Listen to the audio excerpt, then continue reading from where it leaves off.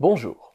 Aujourd'hui, je vais encore vous parler de la mémoire et d'une super technique, encore une fois, qu'on va pouvoir cumuler au reste et toujours sans trop se fatiguer pour mémoriser efficacement. En ce moment, je suis vraiment très intéressé là-dessus. Je lis des livres et je regarde des sites et des encyclopédies et des recherches et des vidéos, etc. Tout ce qui peut être utile pour vous pour la mémorisation du chinois plus facilement parce qu'on m'a dit souvent que la mémorisation de tous les caractères, ça pouvait être donc le problème. Et donc là, j'ai une méthode à ajouter au reste et qui est un petit peu traitée dans la méthode Cramp que vous allez donc adorer. Je vous explique ça tout de suite.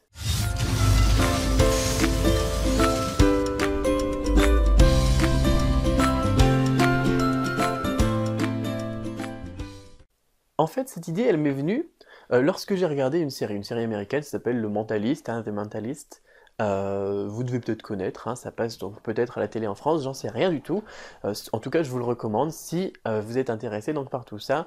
Le Mentaliste, c'est quelque chose qui est assez intéressant, c'est une série un petit peu policière, mais c'est amusant, ça passe le temps, enfin bon, comme pas mal de séries. Et dans l'épisode que je remarquais ici, il y avait donc le héros, le protagoniste, qui allait faire une démonstration donc de l'utilisation de la mémoire. Alors tant mieux parce que moi ça m'intéresse. Et qu'est-ce qu'il a fait? Eh bien il a disposé une trentaine d'objets sur des tables. Vous pouvez regarder l'épisode, je ne sais pas c'est quel épisode, mais bon, c'est dans la dernière série. Et il a dit à l'audience, je vais retenir les noms des 30 objets ici, comme ça, en balayant donc les objets d'un seul coup d'œil, et je vais tout retenir d'un coup. Alors bien évidemment, ça demande de l'entraînement, mais qu'est-ce qu'il a fait? Il a visualisé, il s'est créé, pas une histoire, attention, il s'est créé une image dans la tête pour pouvoir retenir donc tout ça. Et en fait, vous pouvez aussi le faire. C'est pas du spectacle, c'est pas des génies.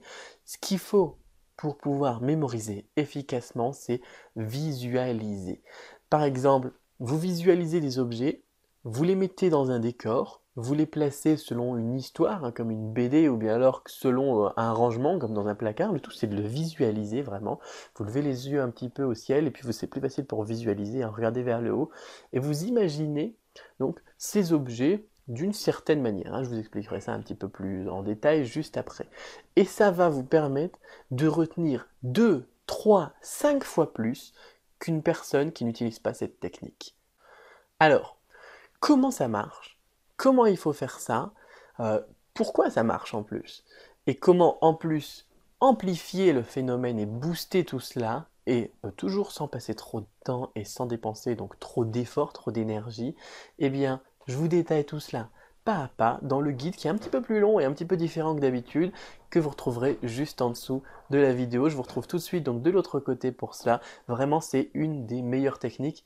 Et si vous voulez aussi faire du spectacle, un dimanche au repas de famille et montrer vos capacités de mémoire, par exemple pour retenir des chiffres, une liste de mots ou n'importe quoi, n'hésitez pas, vous allez voir, vous allez surprendre vos amis. Bon, utilisez ça d'abord essentiellement pour apprendre le chinois bien sûr. On se retrouve juste en dessous donc tout de suite. À tout de suite de l'autre côté.